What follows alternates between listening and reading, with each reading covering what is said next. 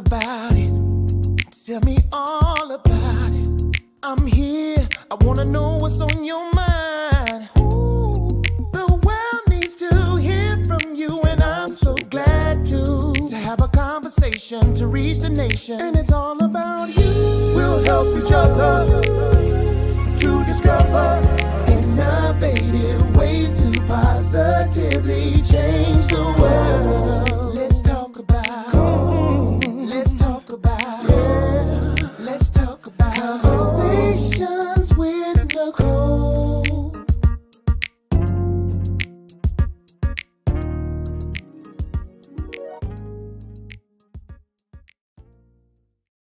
Greetings. Happy Monday. Welcome to Conversations with Nicole. I am Nicole Everett, your host. And Conversations with Nicole is a talk show based in Tallahassee, Florida, focused on connecting the community through conversations.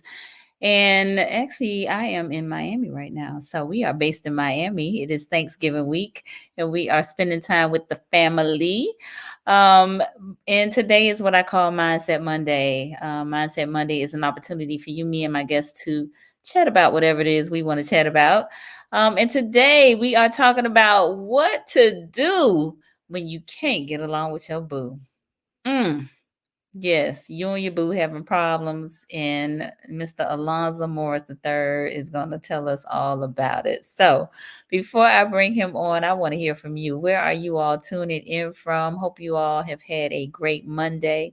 If you will, put your city and state in the comments. We are live on Facebook, live on YouTube, and this is an interactive conversation. Tag a friend and let them know they need to be on here.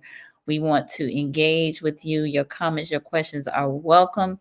And we look forward to this conversation. So I see Miss Princess is in here with us already. I appreciate you, Princess. Happy Thanksgiving. Good evening. Greetings. And please bring the comments, bring the questions. We need it. We need it tonight. We're talking about relationships. Relationships. All right. So I bet some other folks are just kind of gearing up, and that's cool. Again, tag some friends and let them know they need to be on here, like and share, because we definitely want to engage with you tonight. So while you all are doing that, I'm going to go ahead and read Alonza's bio.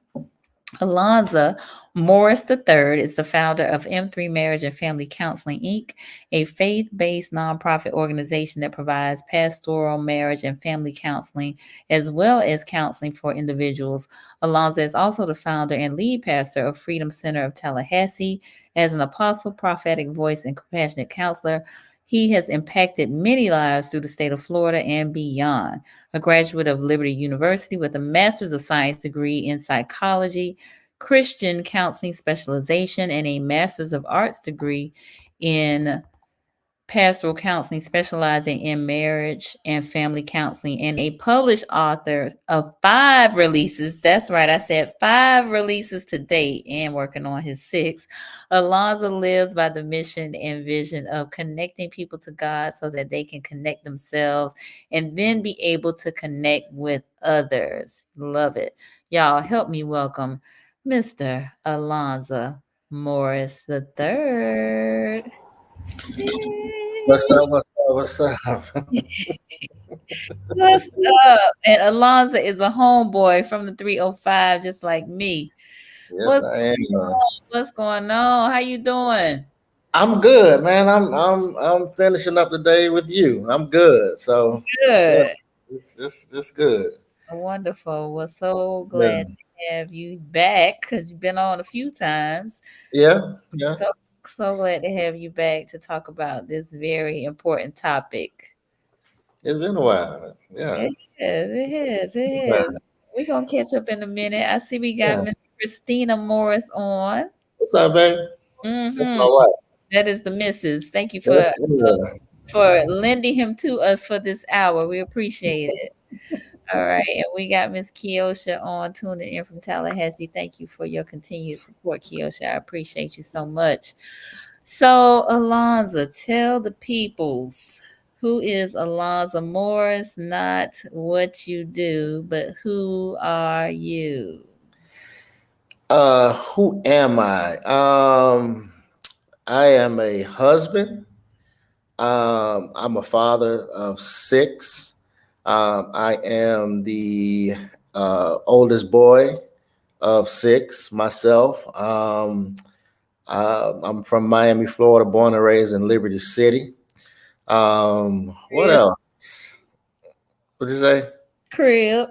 The career. Listen, um, yeah, that's who I am. I'm easygoing, laid back, very observant. I'm patient. I am a great listener, great observer, a helper, a server to people, to mankind. What else, man? I'm straightforward. I'm to the point.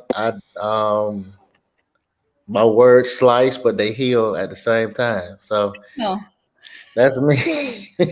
that's that's me, man. That's what I've always been. I haven't been any other way. Good Um, stuff. I see a few people that know me from childhood that can attest to that. So yeah, that's Indeed. me. Indeed. And you and I met through Talithia. Yeah, yeah, man. Yeah, you call it T baby. I ain't gonna say that out loud though. I know y'all go way back. Yeah, we do, and I'm Indeed. yeah, Yeah. yeah. That's Okay. me. All right. Good. Well, thank you for being here. Tell us a little bit, or the viewers a little bit about how you even got involved in marriage and family counseling. So interesting story, and you guys got to get the book for all the details. But when I was trying to figure out, I've been in mental health. I had just got my bachelor's, and I was trying to figure out what God wanted me to do in my life. Um, and I got into marriage and family counseling because when I was going through it in my first marriage, I didn't have anybody. I didn't have any help. I didn't have any therapy. I didn't know to go to therapy then, and so pretty much survived on my own and figured things out on my own up until uh, me going back to school and learning what marriage is all about. And so you guys can thank over 16 years in mental health, 11 of those years working with couples. You guys can thank the experience that God took me through in my first marriage that ended in divorce. I credit that season of my life to me being not just mental health, but me being specifically in marriage and family counseling. What I went through then, and what I told God that if you give me a chance, you teach me, I'll make sure that no one goes through what I went through, or no one is ever alone in what they're going through. So that's how I got on this journey of marriage and family counseling. Nice. All right. Well, very good. Well, we are glad about it. As I mentioned in the bio, you have 5 books. I Uh, have 5 books. yeah. Yes, I All have right. 5 books. You want Number to six. briefly mention them to us? Um, let's see. My first book is on biblical finance. My second book is a teaching manual on how to write and publish books. My third book is dealing with mental, emotional health, and spiritual health. It's a 30-day devotional. It's an activity book where you can write in and interact with the book. My fourth book is a training manual on prayer, how to pray. My fifth book I co-authored with some amazing Christian authors from the Tallahassee area. It is also a devotional that we put together. Help is on the way, and it's just a devotional on how to overcome different issues in life. And number six, which would be on the way, is a relationship book entitled "It Can All Be So Simple." It's pretty much strategies on how to maneuver through complicated relationships. So yeah, that's number six. My first, it'll be my first official relationship book. Nice, nice, nice, nice. All right, very good. Well, I just wanted them to know that you are well versed and experienced in what you practice. All right, Amen. Yes, I am. very good. All right, so before we get started, I have to do my little disclaimer. because I don't want nobody to confuse this conversation as a counseling session. So, all That's right. topics, yes, all topics, past, present, and future, on Conversations with Nicole are for informational purposes only. They are not to be used as a diagnosis for treatment or an answer to any personal issues related to the topic being discussed before, during, or after the program. All right, I said it. All right, so we got a few people who have chimed in. My cousin Cheryl in Virginia, thank you for being here. Family, my mom in Miami, thank you for being here. Ma, appreciate you. Christy Chapman in Tallahassee, thank you for being here, sis. We got Michael Love, wishing everyone a happy Thanksgiving in Jacksonville. Thank you for being here. And Miss Keisha Washington in Tallahassee. Appreciate you so much. So I know you had a segment in how to get a boo before this section. She called you Mr. Love. Anyway, all right. So we are in for a treat tonight. So again, tag a friend, let them know they need to be on here again. What to do when you can't get along with your boo. I actually reached out to Elonza earlier in the month and was like, how are things going? What are some of the things that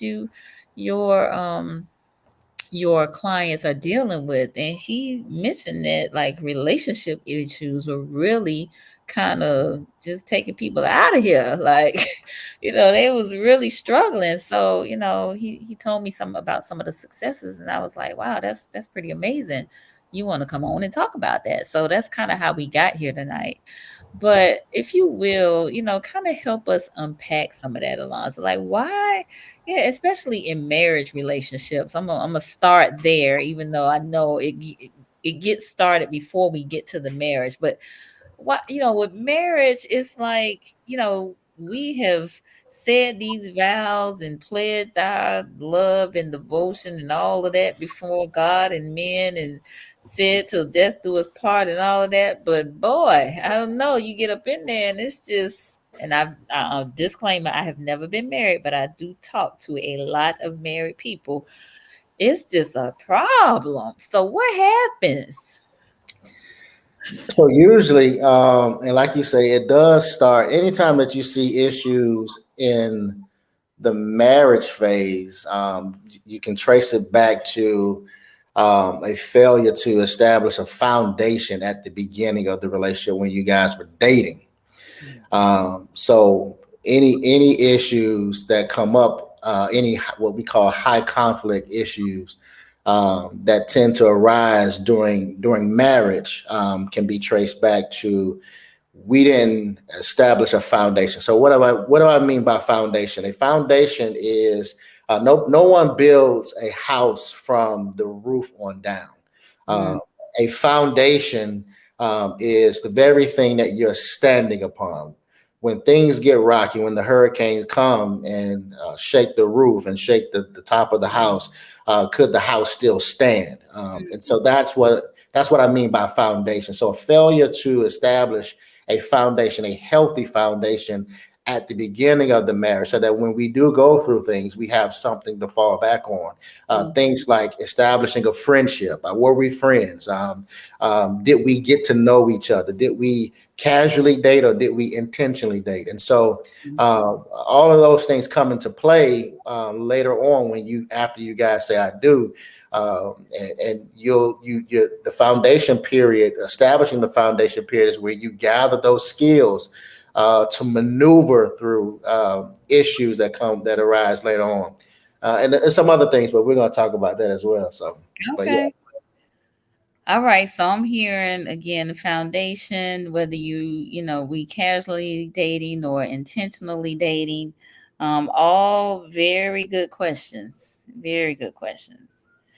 So I want to get the viewers involved. When we're talking about casually dating versus intentionally dating, are these some concepts that I know my viewers tend to be a little bit more seasoned, meaning kind of up in age, but as a young person, Was this something that you had on your heart and in your mind in terms of whether you were dating, kind of going with the flow, or you were intentionally dating with thoughts of, making your relationships more permanent? Let me know in the comments. Let us know. Let us know. I see we have a few more people that have joined us. Taronda Lee from Lower Alabama, LA. Thank you for being here. Dr. B, who's Hotep here in Tallahassee. Anicia Rogers, thank you for being here. And we also have Rudy in LA. That's actually Los Angeles, who is on with us as well.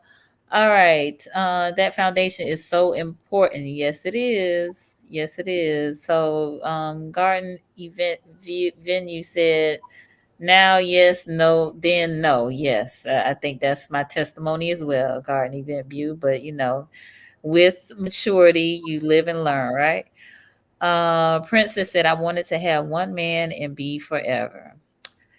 So Princess, I agree with that. I actually had a text exchange with a friend of mine last night, and I just thought, is that realistic? Or is it just a fantasy of what we see in the media? I don't know. Listen, I try to keep them alive, but boy, it's hard out here in these streets. Let me tell you. Let me tell you, as a single woman that is 50 plus, it's hard out here in these streets. I'm just saying. All right. So wait. Taronda said self-control and patience are at an all-time low for saving, finding a job, or finding a relationship. Ooh. Self-control and patience. I'm gonna just big sigh on that one. I'm gonna just big sigh. I don't know what to say about that. Greetings, Omatola in Tallahassee. Thank you for being here. Rudy said, Amen. Dr. B said, only after developing awareness of the way my choices will impact my family and legacy. You know what, Dr. B, you better go on and be deep talking about your legacy. I wasn't thinking about my legacy in my early 20s. I'm sorry. Unfortunately, gosh, I wish I had been though. My life show probably would have been different. I would have made some different choices for sure. Yeah. All right. So what you got for us, Elonza? So to answer the question, is it realistic to have one person and have it be forever? That is a realistic desire. We see countless of examples in scripture. We see examples even in some of our families. So it is a realistic thing. When I was in my 20s, and I didn't learn intentional dating until my wife and I now we started dating. I didn't learn the concept of intentional dating until then. But my first marriage, we were casually dating. We were having fun and really enjoying. I mean, I guess enjoying each other's company. And so there was no desire there was no talks of a future. There was no talks of who are you, and who I am, and these are my experiences that I'm coming into this relationship with. So then I didn't understand what it meant to actually date someone until I had been through the aftermath of my decisions and had to heal from those things and then entertain somebody else. And so when I got with my wife now, we intentionally dated. We did the work. We approached our relationship with transparency. We allowed ourselves to be vulnerable with each other. We shared, because here's the thing.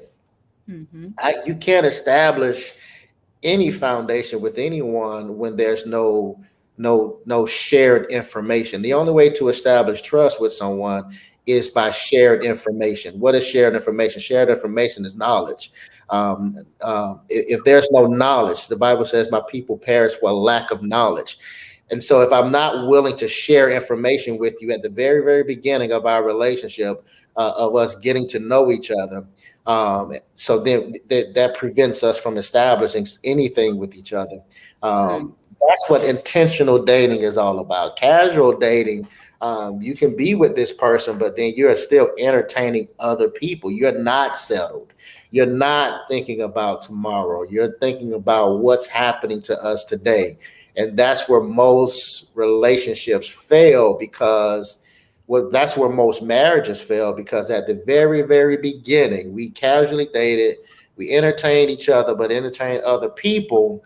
Somehow, some way, we moved in together, or somebody got pregnant, and right before our eyes, the future was right there, mm, not knowing each other, um, and so we created this problem that was never designed for what's called the dating phase.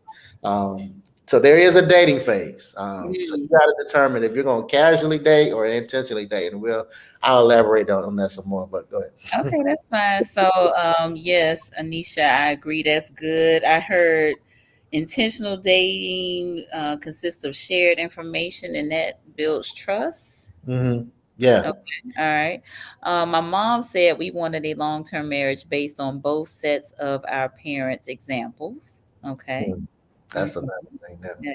That is. And just to give my parents a shout out, and y'all excuse my bell, it keeps ringing, but to give my parents a shout out, October 28th, they celebrated 56 years of marriage. So Yeah.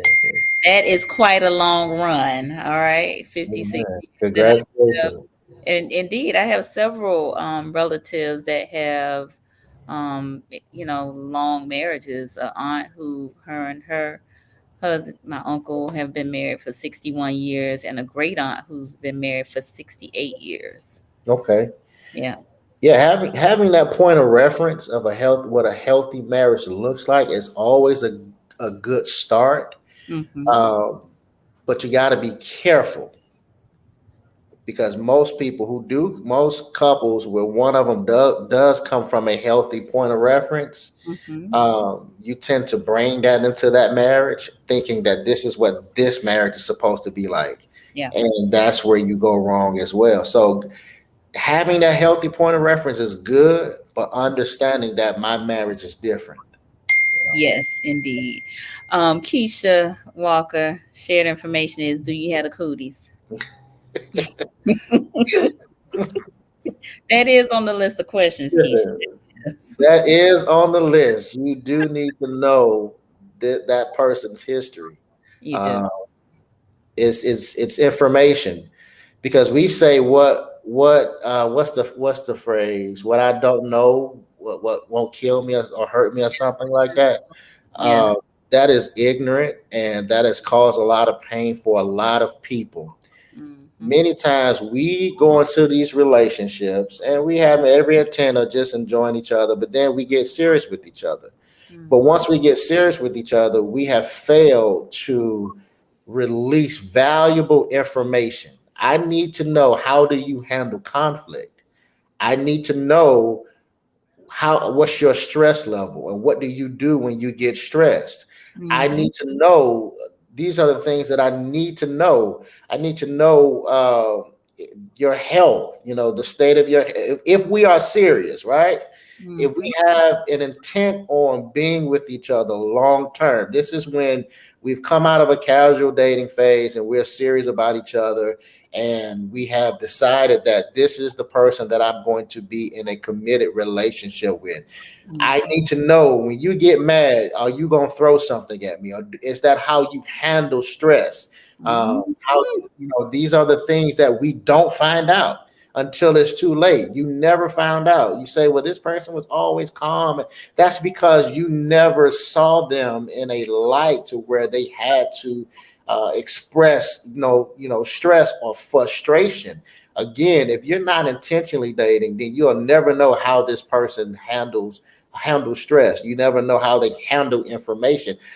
If you don't share what you've gone through or are transparent about your experiences prior to being with them, How do you know that they're able to carry you at your lowest in the future? Mm. This is what intentionally dating is all about. We don't want to give information. We want to keep it to ourselves. They don't need to know this. They don't need to know that. But then you decide to be serious with this person, but you never release this information. Mm. So now you're expecting a person who you never trusted with information at the very beginning to carry your heart, to carry your mind, to carry your spirit, right?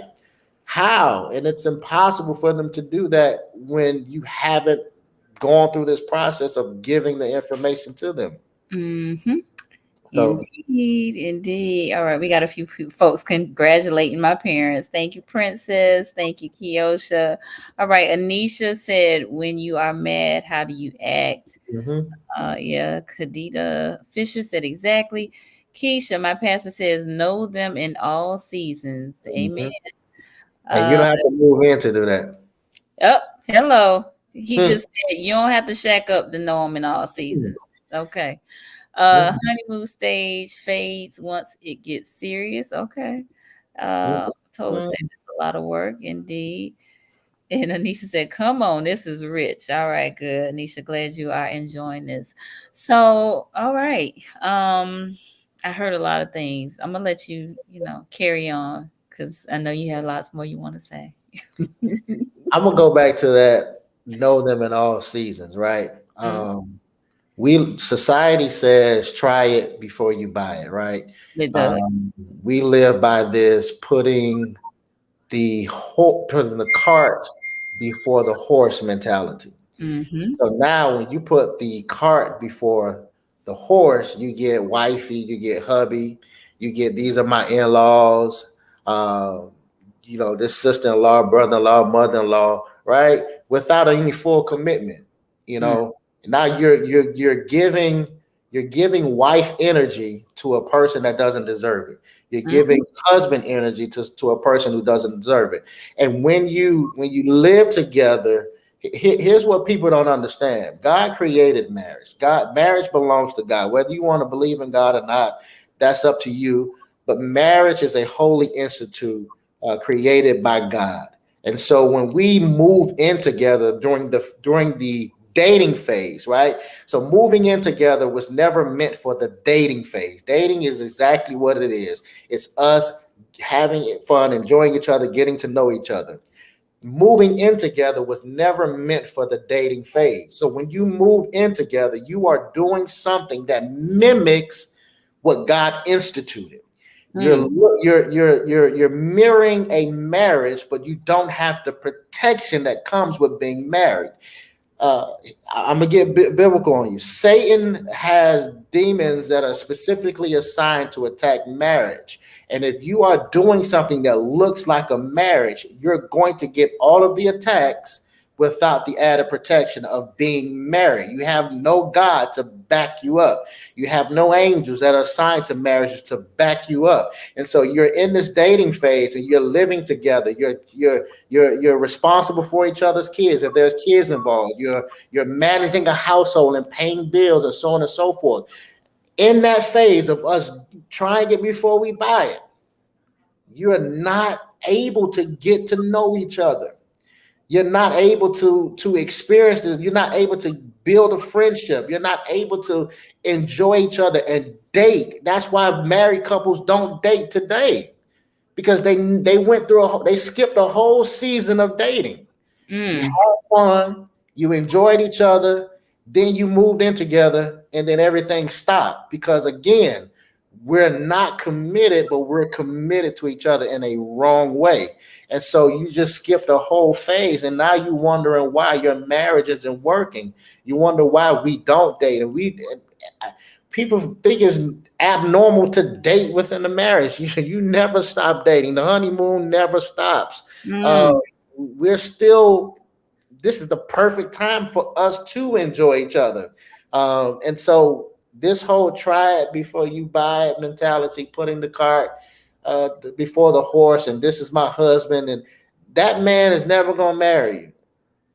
That you're gonna be waiting for a long time if you in there cooking and cleaning and doing all the washing clothes and all the stuff, and you don't have no real commitment from this person. I'm here to tell you, I've seen it in 16 years. I've seen it. You're gonna be waiting a long time. Mm. All right, we get a lot of comments. Let me go back a little bit. All right. We got, let me Season see. definitely equals time. I'm sorry. Go ahead. Yeah, yeah. So my mom said, yes, so right on the seasons. Keisha, who gonna pay the other half of the rent? Keisha, you crazy girl. Oh, Mhm. hello, Johnson. What's up, my brother? Here in Miami. He said exactly. I think that's so biased. Princess, expound to us about this bias that she talking about. Amatola said family history. Yes, seasons equal time. Yes, Kiosha. Let's see. Princess, I can see and understand why the confusion occurred to the unity. All right. Taronda, I'm not seeking a relationship, but this is healing me. I know what to repent from. All right, Taronda. I'm glad to hear that. To God be the glory. All right. Anisha said you better keep dating. All Yes, sir. right. Yes, yes. Okay, so listen, we are about halfway through our conversation. For those of you who are just joining us, thank you. This is Mindset Monday Conversations with Nicole, and I have Elonza Morris the third on, the founder of Marriage. What is it? M3? What is it? M3, yeah, M3 Marriage and Family Counseling. Three. All right. I know two M3s, but yes, M3 Marriage, Family, and Counseling. He's based in Tallahassee, Florida, but from Miami. And we talking about what to do when you can't get along with your boo. All right. So let me see. Othello, hey Nicole, enjoying the content. Thank you, brother, for being on here. Prince says, oh, sorry. With Tess, it was first mindset. Okay, gotcha. Kiosha, why buy the cow when the milk is free? Mm-hmm. All right. All right. What else you got for us? I know you want to drop some more gems, so I'm gonna just let you run with it. Go ahead. What you got? Because I know like some of this contention, right? Like you are really kind of breaking this thing down, but I think what people aren't really recognizing is like foundationally how important it is to do this work, Mm-hmm. you know? Imagine, imagine waking up every single day of your life to a person you don't like, a perfect stranger.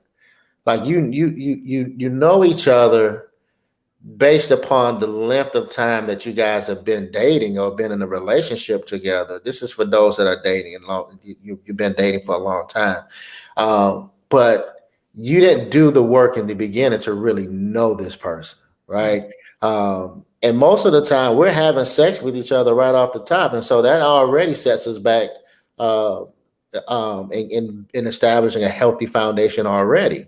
Right. Uh, because once you introducing sex into a relationship, it's like introducing the drug to a baby. Ooh.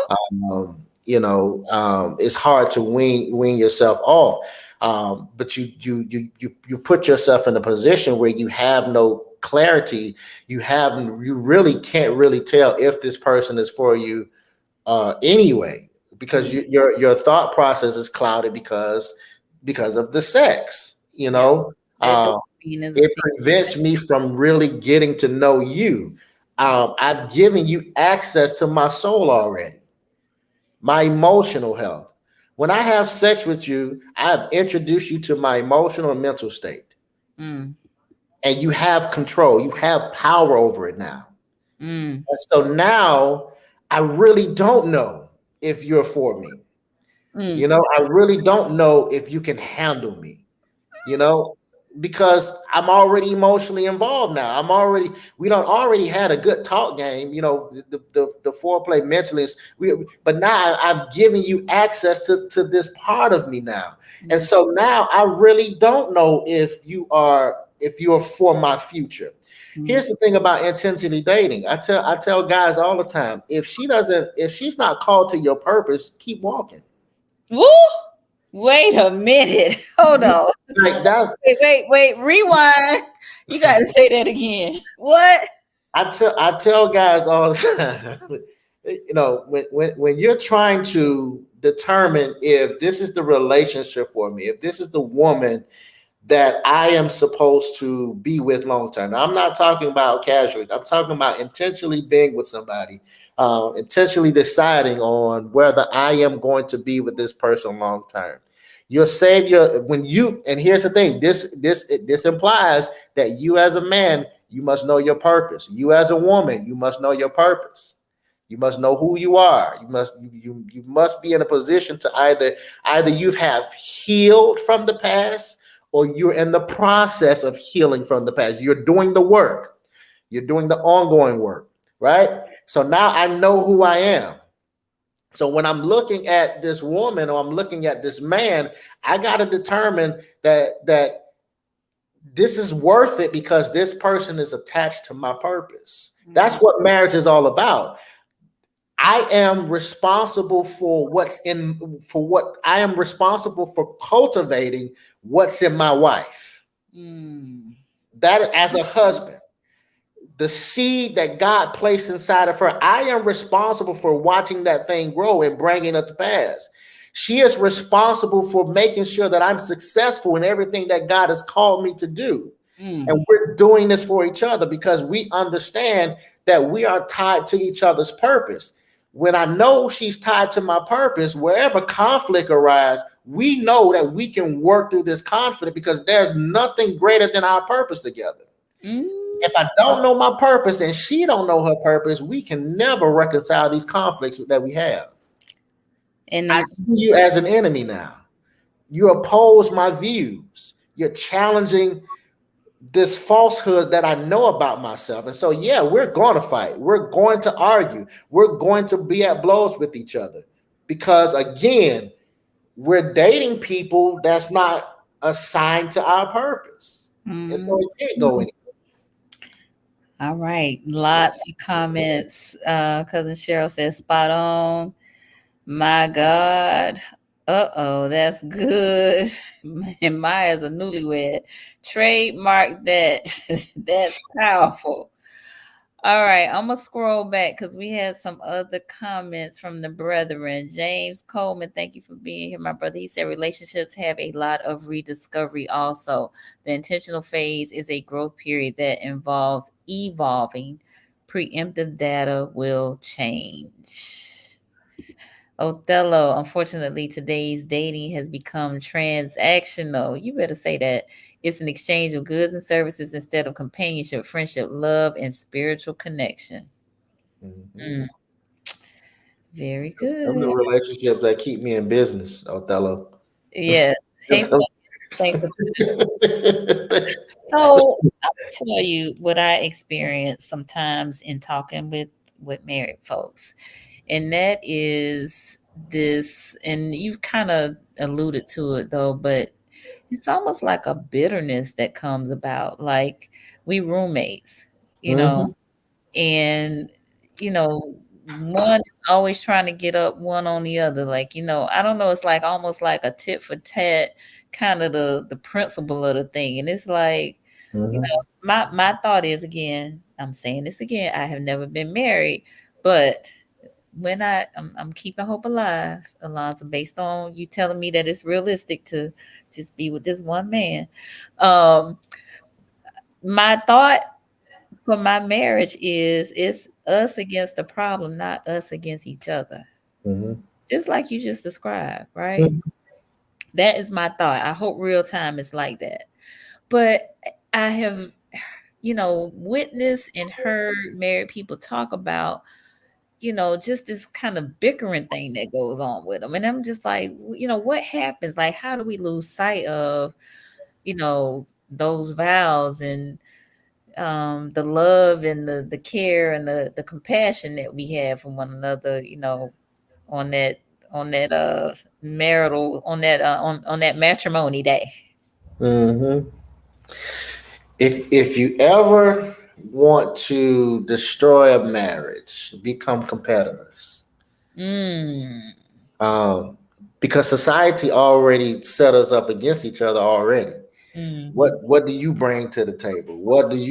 They've already pinned us against each other.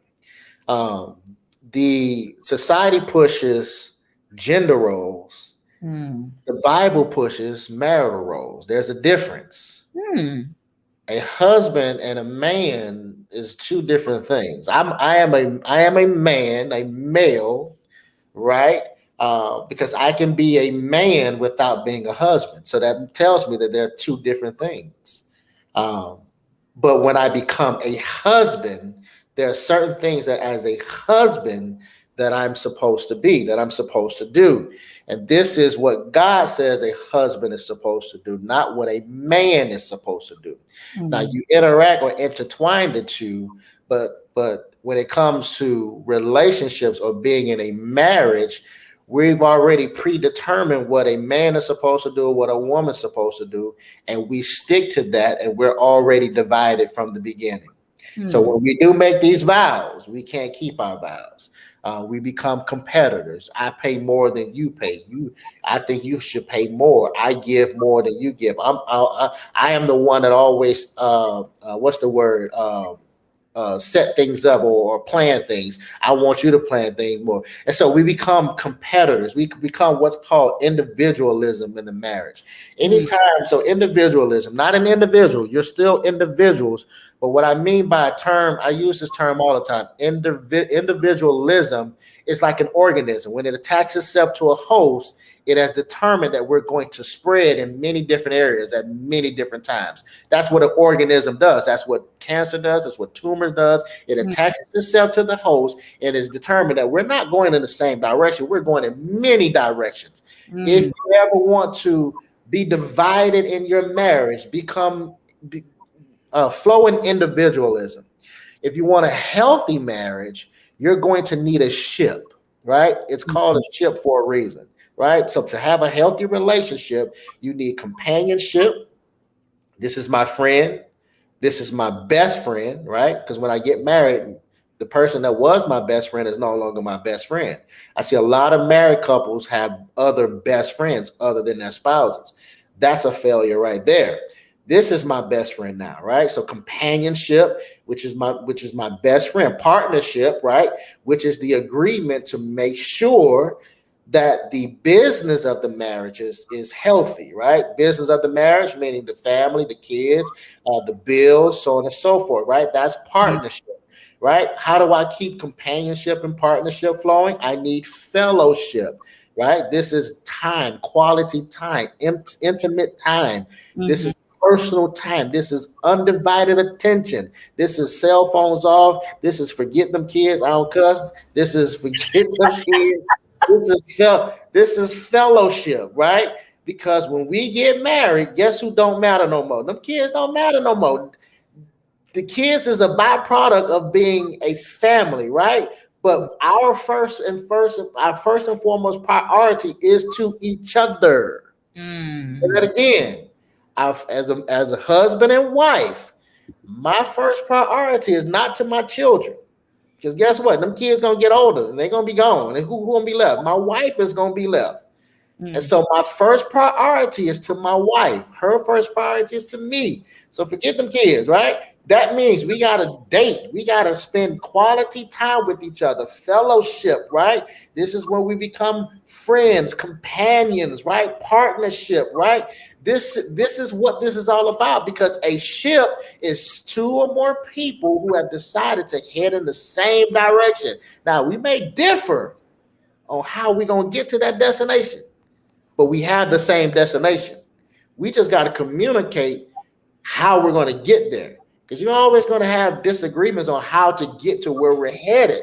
But as long as we have the same goal in mind, we'll have fellowship, we'll have companionship, we'll have partnership, which makes for a healthy relationship, mm. not individualism. Wow. Yeah, you said a whole lot there. Christina says, say that. Arnisha says, ships that should be docked in every marriage. Now, Kiosha had a question before you got started on this whole line of thinking. Do you believe that all relationships are transactional? Marriage, friendship, work, situationships. Do you believe that all relationships are transactional? I would say friendships are transactional, right? Because we don't have to be friends. Mm-hmm. I'm friends. Iron sharpens iron, right? So friendships are transactional, but friendships within a marriage are not transactional. A marriage is not transactional. Marriage is two things. It's selfless and self-sacrificing. Meaning I am not solely concerned about myself. I am pouring myself into this other person and they're doing the same thing for me. If you look at here's how you compare marriage. This is how you look at marriage. You got to look at Christ and the church. I'm not here to talk about what you believe in, right? I'm just giving you an understanding of what marriage is and where it comes from. Jesus didn't die for us based upon the transaction as if we do right by him. No, he knew that there was a purpose, going back to purpose again. He knew that I had a purpose, and this purpose, for me to fulfill this purpose, I'm doing this for my bride, which is the church. I'm married to the church. I got to give up my life for them, whether they celebrate me or not, whether they believe in me or not, whether they accept me or not. I am still doing this because I love them. I am in love with them, and I like them. I'm gonna come back to that in a minute. So selfless, I'm giving up myself, self-sacrificing. There are going to be times I'm going to do things that I don't want to do. That's what self-sacrificing is. Jesus had a moment in the garden where he was like, God, if you can let this cup pass for me, I don't want to die for them. I don't want to do it. But nevertheless, not thy will, not my will, but thy will be done. So marriage is two things, selfless and self-sacrificing. Marriage needs two things. It needs love and it needs like. And let me tell you this. A lot of marriages fail, not because of love. Tina Turner said, what's love got to do with it? Marriages don't fail because of lack of love. Marriages fail because I don't like you. Because love says, I'm still going to make sure the bills are paid. Love says, I'm still going to make sure you have gas in the car. Like, I do love you. So I'm not a bad person. I care, right? But like says, if you don't like a person in a marriage, this is how you know you're closer to divorce when you're in a marriage. When I don't like you, because like says, if you call me, good. If you don't call me, whatever. If you text me, good. If you don't text me, whatever. Matter of fact, if I can go days without hearing from you. If you're around, okay, that's good. If you're not around, I don't miss you. Matter of fact, I can't really stand you. I'm easily aggravated and agitated. That's when you don't like your spouse. Everything about them sets you off, triggers you. You've gotten to a place where bitterness is taking over. The bitterness is turning into resentment, and the resentment is turning into anger. And the last phase is hate. This is why you must like the person that you are married to, because love is, you can be divorced and still love them. But you don't like them. Like is what's going to keep us dating. Like is what's going to keep me touching on you, looking at you and staring in your eyes, holding your hand. Because I like you. I'm checking on you. I'm making sure you're good. I'm calling. Hey, I ain't heard from you because I like you. But when I don't like you, I'm not doing all that. I'm going to do the bare minimum. Got it. All right. What's going on? So we got some comments. I see Crypto Convo is joining us. Thank you for being here. We got Warren Cave on the line. Thank you for being here, Warren. Warren says this is some good teaching 101, but every relationship, may it be Christian or worldly, is different. There will be times of disappointment, no matter how great the communications. He further says, how can you overcome, get back on one accord, and use the disagreements, fallouts, anger, and moments when you want to walk away as a tool to grow and help others along the way? Okay. How you overcome, get back on one accord.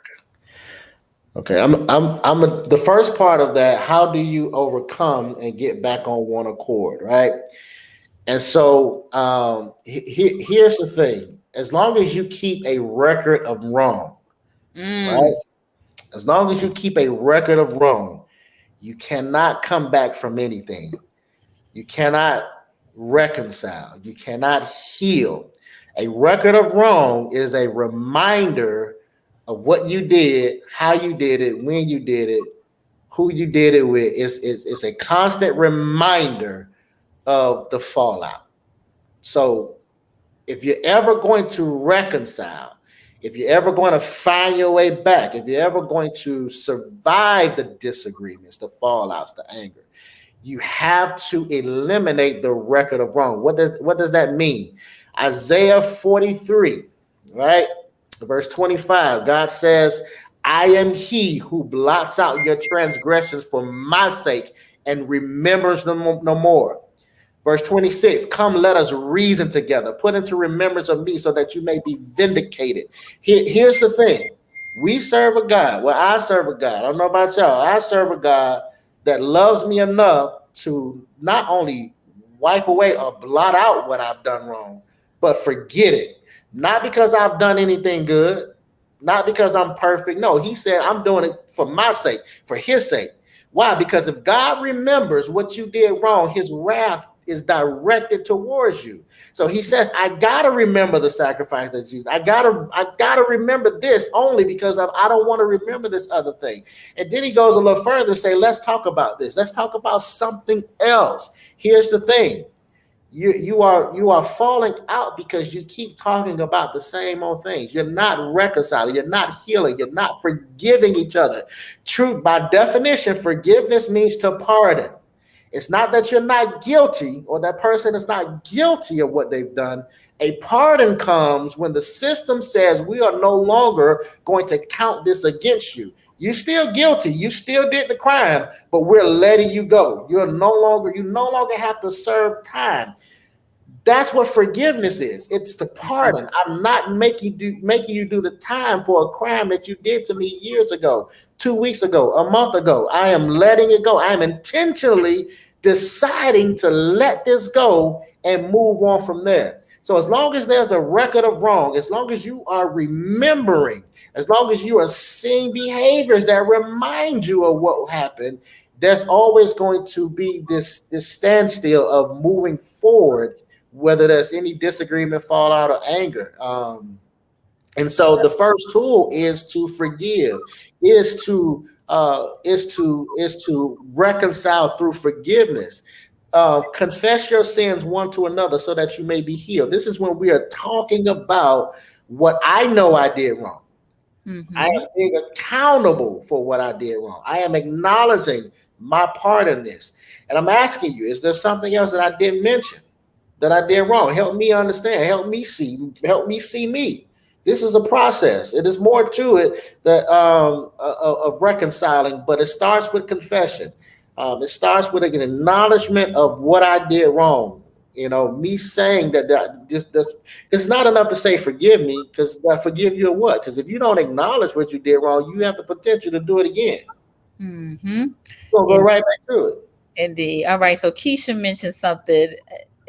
It's worth exploring, but just quickly, because we got other comments. She said those kids not coming before the spouse need to be established beforehand, especially if stepchildren come into play.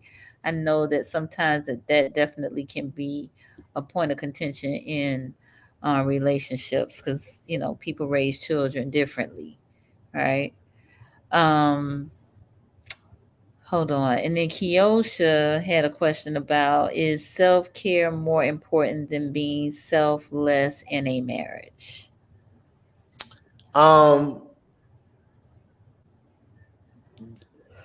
Yes, it's a thin line, right? So selfless is let me put it this way. I cannot be selfless or give of myself to another person when I don't have anything to pour from. So right. In essence, you do need self-care or an establishment of boundaries, healthy boundaries for yourself, a standard for your life, in order for you to be able to be selfless towards someone else. Because if I can't be selfless, the opposite of that is my ego, my pride. Mm-hmm. So you do need a level of self-care or a level of healing. This is what I recommend.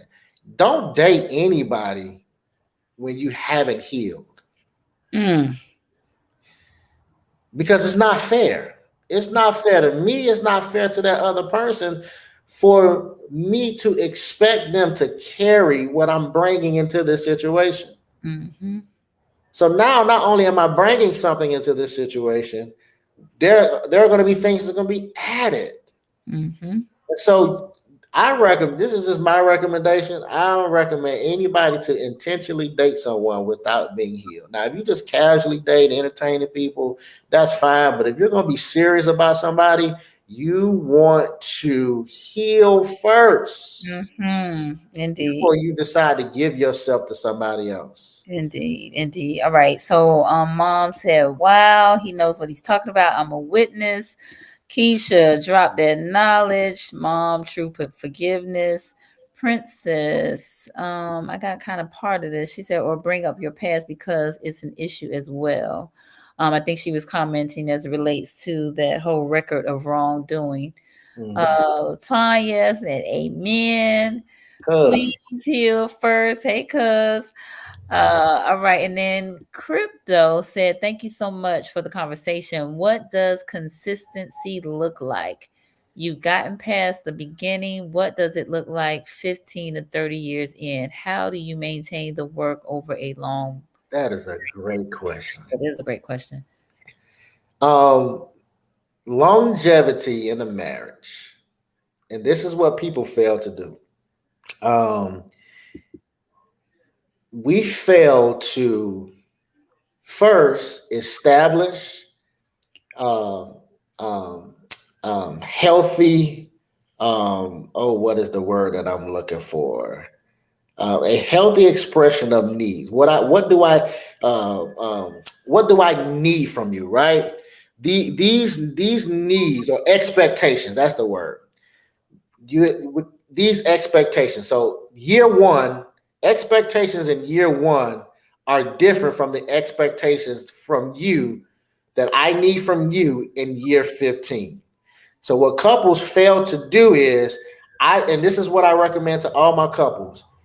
Every life event, every major life event, a firing from a job, starting a new job, baby come along, death in the family, relocate, any major life event that takes place in the life of that marriage. I recommend that you outline your expectations and revisit and revise expectations year 3, year 10, like along the way. Because again, here's what's going to happen if you don't revise and revisit these expectations. Year one, I didn't mind you coming home and just going straight to sleep, and not helping with the kids or not cleaning up or not cooking. Year one, it wasn't a problem. But year 3, this is what I want from you. But I haven't even said that to you. I didn't tell you I'm mad at you. You don't even know why I'm mad. But I'm mad. But outlining that, you letting this be known, right? That this is what I'm expecting, right? So that now that no one is, what happens is when you don't outline your expectations year after year and revisit them, what you do is you create what's called I'm married to you or I'm dating you based upon assumption and interpretation. Mm, That's where the marriage goes wrong. Because in year one, you wanted flowers. That was how you knew I loved you. I can't be giving you flowers in year 5 because you've changed over the years. mm, And now you're telling me that you don't love me. And I'm like, well, I do love it. You don't now because for me, getting you flowers is what I assume. You said love you. I also teach general language or versus specific language. okay. Anytime you are outlining expectations, you don't want to make a general statement. What's a general statement? When you ask your wife, you ask your husband, well, how do you want me? What do you want from me? What do you expect from me? I want you to love me. That is a general statement. So for Mm. me, okay, well, I used to get a flower, so I'm gonna keep getting a flower. That's how. But now you looking at the flower stink, and I'm trying to figure out why you looking at the flower stink. and you're not accepting my flowers now. And you're like, well, I ain't want no flower. Well, I didn't know that. You Right. know, so this is why you don't want to leave no room for assumption or interpretation. Because in my mind, I'm gonna do what I thought but I'm wrong, and I am wrong, and I have to admit that I am wrong. And so when we sit down and say, okay, look, we got more kids now, right? We don't move, this is what I want to see. So let me give you an example, right? Wait, My wait, wife, look, wait, before you get an example. So we are at an hour. mhm, I hadn't even got to my time to wrap up, but they still on here. So if y'all want to, extend a little bit, and Elonza, if you could give us a few more moments, we will mhm, continue. Is that all right? I'm good. Okay, cool. Go ahead. Now, so for example, right? So my wife was doing majority of the cooking, um, and because I would come home at a certain time, and then she was also making sure that the babies got bath and so on and so forth, right? And so she said to me that she wanted me to, you know, take on, cooking, right? She wanted me to clean up a little bit more, so on and so forth. This is when we sat down. Now it wasn't, oh, you need to do this, and it wasn't that, because again, we're not enemies, right?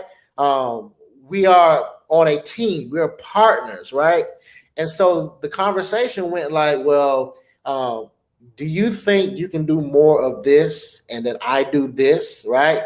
And so we came up with and this may not work for everybody's household. I'm not giving you this to say that this is going to work for your house. What I'm saying to you is, this is how you outline the expectation. This is how you come to the table and communicate with each other, no matter where you are. But just as you knowing that this person has your best interest at heart. And so we came up with the plan where we alternate, when we're gonna cook, we alternate nights on when we're gonna clean, and we both just tag team or work together with the kid. And so that was just because it did. And like I say, in the first few years of us being married, it wasn't an issue. Now she's tired. She's doing, now it's an issue, but we talked about it. She never complained. She never fussed or anything like that. I tell you guys, and I've been married 12 years. I mean, we've been together 12 years. We've been married 11 years. We just celebrated 11 years this past September. In 12 years of being together, we've not had one fight. We've Mm. never argued. We've never been at each other's throat. We've never yelled at each other in 12 years. I'm telling you something. I'm telling you from personal and professional experience that you can have a healthy relationship. You can have longevity in your marriage and it be peaceful. Mhm. I'm not saying we're perfect. What I'm saying is that we work at it intentionally. Yes, yes. Marriage is not hard. Relationships is not hard. And that's why the book is called It Can All Be So Simple. It's Mm. not hard. We make it hard. It's Yeah. not hard. It's work, but it's not hard. And so you got to simplify it. Focus on what works. Focus on what the wins more than you focus on the losses. Most couples always focus on the losses. What Mm. went wrong? Well, how it went wrong. We dwell on it. We give too much thought to it, too much attention to it, and it eats at us until we are now both divided. But if you're focusing on the wins, the victories that we've had, that we've accumulated between each other, then now we can move forward. Another strategy is meet each other, learn each other's strengths as well as weaknesses. Watch Mhm. this. Because if I let you be strong in the areas that you're strong in, and you let me be strong in the areas that I'm strong in, there's no focus on our weaknesses. We give, and with the weaknesses, you want to give grace with Mm. the weaknesses. So, for example, even though I teach finance, budgeting and so on and so forth, my wife is great at it. She's great with I don't know what need to be paid and when. You got it, babe. Like, go. That's your. That's where she's strong at. Mm, And I let her do her. She includes me. She talks to me about things. She asks my opinion. She asks me questions. What we gonna do? I'm included. I am a team member. I mm, am not excluded. So again, where are you strong at? mm, Let each other be strong in that area. Where you weak at, I got to give you grace. What is grace? I'm giving you what you may not deserve. The mm. favor. What is mercy? I am withholding from you what you do deserve. You do deserve for me to be mad at you, but I don't have to be mad. Being mad at you, being angry is a choice. Me Mm, arguing with you is a choice. mm. I choose to, because I want you to feel what I'm feeling. You deserve to feel that. That's an enemy, though. That's opposite. That's your enemy. That person you married to is not your enemy. That's good stuff. That's good stuff. Hold on. We got comments, comments, comments. Hold on. Let's see. Othello, not only heal but learn the lessons from what happened wrong and right. That's right there. Hmm. Right. Latanya, I look at longevity in marriage as restocking my cabinets. Mm. Mm-hmm. Yeah. Avon lady, yes, tell him hit the like button. All right, we got Guy Sly. He said information that informs the mind, inspires the heart, and empowers us to transform. Yes. All right, Kiosha, you recommend healing before dating. However, in marriages, life happens, resulting in hurt that the couple has to heal from within the marriage. What do we do then? Good question. So, uh, for those that are dating, heal before you date, right? But Mm-hmm. in the event, like Ms. Fortune just said, in the event that you are now married, right? Mm-hmm. Um, Here's what you have to do. Again, this goes back to creating a safe space for one another, right? Again, I've already been carrying something. I brought most of the time when we're stressed, right? All of us, when we're stressed, we are going to revert back to the very thing that we've always done to ease the stress from where we were a child growing up until we've learned something better. Mm-hmm. Everybody, right? Our brain is designed to ease the pain, Mm-hmm. find a way, right, to soothe, find a way to escape this level of threat, right? Fight or flight response, right? Dealing with the immediate threat. So we know how, but we're going to, unless I know how something a better way, I'm always going to revert back to that. Here's the thing: when you're married and you have unresolved issues Mm-hmm. that you brought into the marriage, right? Because you can't deal with the unresolved issues that you accumulated while you're together until you give each other space to resolve what was before we got married. Mm-hmm. So here's the thing. You got to acknowledge, right? Because not everybody knows that the reason why I can't communicate with you now is because nobody communicated with me when I was 5 years old. Mm-hmm. The reason why I can't not the reason why I don't the reason why I yell when we're fighting is because when I was 10, the house was so loud I didn't have a voice, so I always had to yell.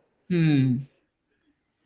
So for you, the married couple, it's you got to pinpoint, you got to find the root cause to the issues we have accumulated together. They're going to always point back to the unresolved things that I brought into this relationship. When you acknowledge that, or when you identify what those things are, or when you realize that because let me go back. The first step is acknowledging that there's something wrong with me. Mm-hmm. If I don't acknowledge that there's something wrong with me and I'm always pointing the finger at you, then we can't go anywhere because it takes two people to mess up. Yeah. So even though in my first marriage, I'm the one that filed for divorce, it took both of us to mess it up. again, if you don't start with yourself, then you can't go anywhere. Yeah. And so we have to acknowledge that there's something wrong with me. The only way anybody there's nothing wrong with having anger, right? Mm-hmm. It's a healthy emotion. We need it. But here's the problem with anger. When we don't learn how to express anger in a healthy way, that becomes the problem. Yeah. But I'm only angry because there's something wrong with me. Listen to what I'm saying. Anger, although a healthy emotion, the only way a person gets angry is when something is off inside of me. Mm. Other than that, I don't have a reason to get angry. I don't have a reason to go there. Me by nature, people, if anybody know me, they can't tell you when the last time I've been angry. My wife, I'm my ex-wife can. But then see this the problem was there was something inside of me. Yes. It had nothing to do with her. Now she may have been the face, Right. but it had nothing to do with her. Mm-hmm. I was angry at my parents. I had other, it had nothing to do with her. It was something inside of me Mm. that was wrong. So we got a lot of comments. Hold on. Bambi, who is a social worker in the DMV area, she said, being introspective and honestly look at strengths and needs. And so I think that is so key, that introspective piece and really and honesty, those both together. Because, really to me at the heart of Kiosha's question, which she talks about, all right, so you're in this marriage now, life's been happening, life is lifing, right? And there's hurt and couples have to heal, but they have to be honest and be able to be not only honest between themselves, but honest within themselves Mhm. about what's going on with them. And that to me is where counseling is important, right? Because maybe you need some help to flush out all of whatever is going on within you. Um, Nikki Parker, thank you for being here. She said anger is a manifestation of fear. When Mhm. I'm angry, I'm actually just afraid of losing control or losing that person. Mhm. Mhm. Great comments. And then Keisha said, as I've grown, I'm learning to not use I told you. I keep telling you, you need to begin with. I use I suggest or recommend. We grown. I'm not trying to belittle anyone. Amen. Yes, thank you for that. And Mr. Ponder, how you doing, brother? He said this is something that I had to do was to really look at myself, then I could see the peace. Yes. Thank you for sharing that, Ponder. Whew. This is good. This is good. This is good. This is good. And my cousin Nora is on here. She said, wow. All right. So yes, you talked about this inner work that has to be done, right? Mhm. This inner work that has to be done. And there's grace and mercy that goes along with that too, especially if you are really trying to do the work and not just continue to be swole up in, I'm right. You don't understand, you don't get me, all of these things, right? That people say and act out. But like again, really like this person is on your team. Um, Mhm. you all should be working as teammates, as partners, again, against the problems and working towards your purpose, both individually and collectively.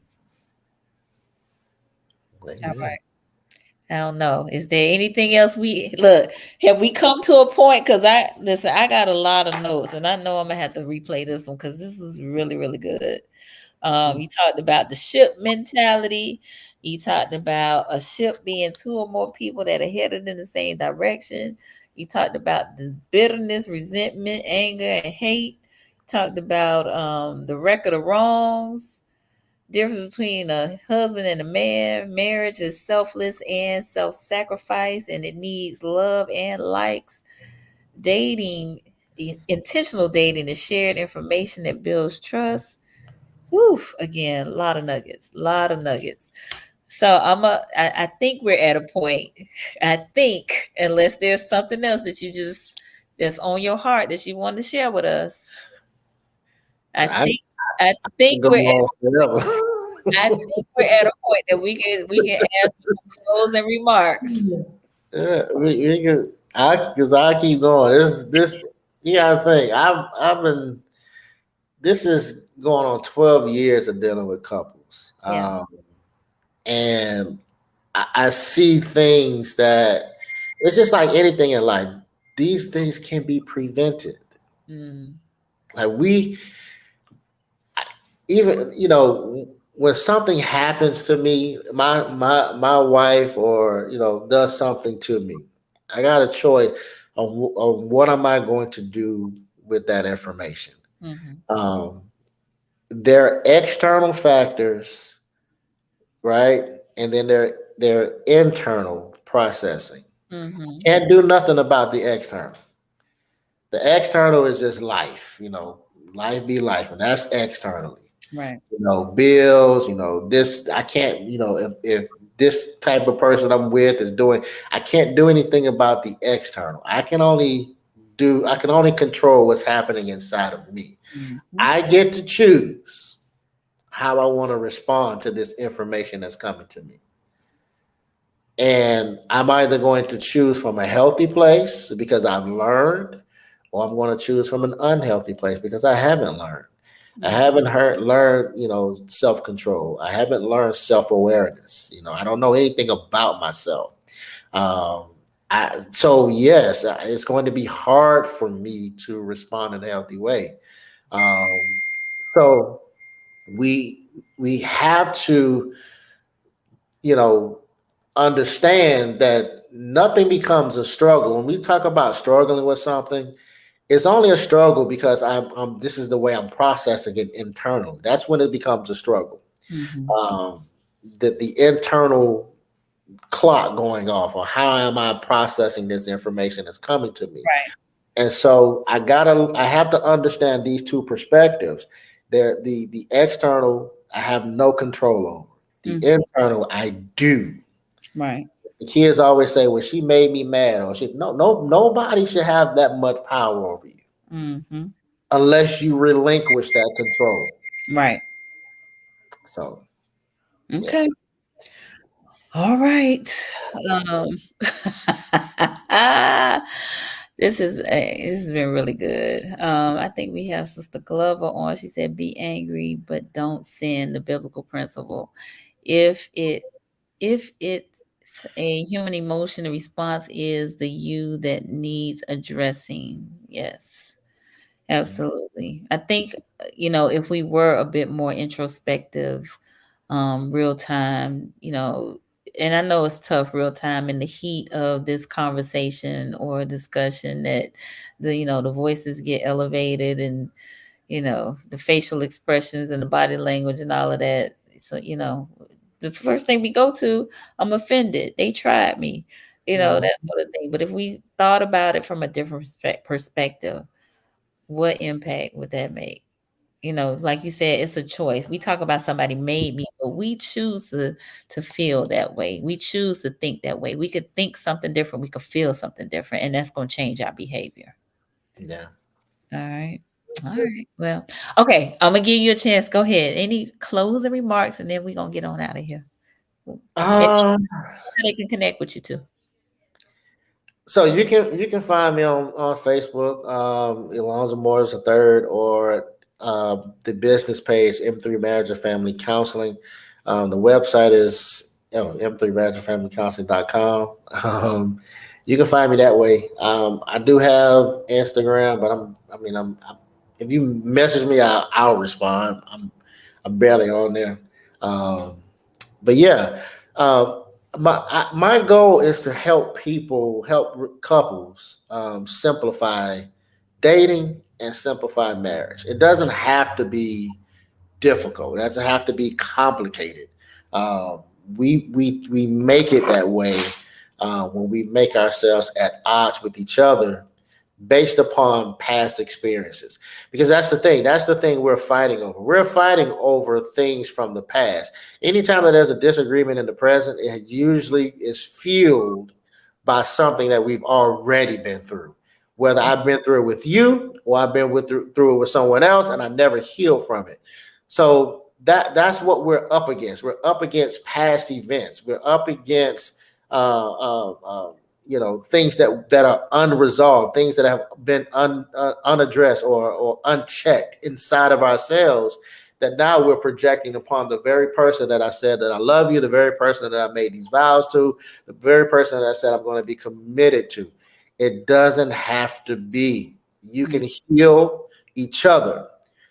You just got to be transparent. You just got to be honest, be upfront with what you're feeling and what you're thinking and what's going on. Again, if you don't let the person into the most secret places of your heart and your mind, then how do you know you can trust this person? Mm. And that's what this is about. The only way to build trust is to do it. Trust. Mm. How do I do that? Share information. Our government, just looking for a government perspective, we're allies with many nations. Why? Because those nations share information with us and we share information with them. Now let something happen that was a secret that, let's say, Israel did share with us. Now we ain't friends with Israel no more because you ain't tell us about it. That's where we fall out at. If I gotta find something else out that you should have told me from somebody else, then that's where the trust goes out of the window. So if I'm transparent and honest and open and vulnerable with you from the very beginning and keeping no secrets, then we ain't never gotta fall out. And so, just keep those in mind and just make it simple for yourself. It's easy. It's simple. I don't Well, want to use the term easy. I use the term simple. uh-huh. Which is the title of the next book, right? Title of the next book. Okay. All right. Well, very good. Well, Alonza, I have thoroughly enjoyed this conversation. I think the viewers have as well. If you have, please let us know in the comments that you have enjoyed our talk about what to do when you can't get along with your boo. And follow Alonza as well on social, on Facebook in particular, as well as check out his website. He is doing great things. Are you accepting any new clients We, currently? we are accepting new clients. Uh, We're self pay only all right right. now. No insurance at the moment. That's So fine. yeah, All right. And right here in Tallahassee, you can serve the entire state of Florida. entire state of Florida, we do have telehealth. So Okay. wherever you are, Very good. So listen, Florida, conversation with Nicole is bringing Georgia, the everywhere. additions to you. All right. So I see you, Maya. Thank you for being here. She said she thoroughly enjoyed the conversation. Amen. Appreciate my soul sister. For those of you who are new to the broadcast, I invite you to subscribe to the Conversations with Nicole YouTube channel. Subscribing and supporting, and we need all the support we can get. We are live on Mondays and Wednesdays at 8:30 p.m. Eastern Time, focused on mental health and wellness in Black and Brown communities, encouraging us to get our checkup from the neck up and be our best selves. On Wednesday, we'll have Anisha Hires, who's been on before, and we'll be talking about financial social work because she is a financial social worker. And this will be the holiday edition. So we'll be talking about holiday spending and trying to uh, prevent y'all from going overboard on that holiday spending. So hope to see y'all on Wednesday. Yes, on Thanksgiving Eve, we will be live here at 8:30 p.m. Cousin Latanya, thank you for being here with us tonight. She said the Amen. topic and honest feedback. Yes, appreciate it. Bambi, I got the tail end, but we'll go back to watch. Enjoy what I heard. Yes, Bambi. Thank you so much. I appreciate you for tuning in and commenting. Man, again, you gave us a lot to feast off of. And for those of you who are watching the replay, let us know in the comments. Just put replay and the city and state you are watching from because we want to hear from you as well. We got wifey on. She said, great conversation. Thank you for again lending us Elonza tonight for a little bit longer than an hour. We appreciate you so much. And Kiosha, great conversation as usual. Thank you. Kiki, I appreciate you. All right, we have kept y'all way past our normal talk time, but it was well worth it, I believe. Okay, after this, I'm ready to get married again. Oh boy, look at here. This Let's make conversation it happen. hotel thinking about being married again. Come on, oh. Don't give up on love. I love it. All right. Yes. Okay, so y'all, we gonna go, but listen, y'all have a great rest of the evening, a great Thanksgiving week. Be safe out there, and hopefully we'll see y'all on Tuesday. I mean on Wednesday at 8:30.